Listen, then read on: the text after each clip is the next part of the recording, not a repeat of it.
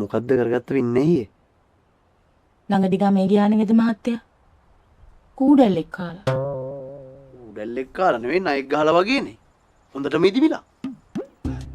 ඉදිමම නම් බැසේ නැතත් කමන්නේ වෙද මහත්තයා. මේ තුවාලේ සනීප වුණා නම් ඇති. ඉස්පිරිතාලෙන් කපන්න ඕනේ කියලා කිව්වා. කවුද කිව්වේ? එක්කන් එනකො කපන්නේ කිව්වෙක් කෙනා. කොයිද ප්‍රයිවට්ද? ඒ වෙයි කට්ටිය නම් ඉතින් හොඳට තියන තප්පයක් කපලා හරි ගමන්නේ නැහැ ගාන කපන්න තියෙනවා. කපන්න ඕනේ නැද්ද වෙද මහත්තයා?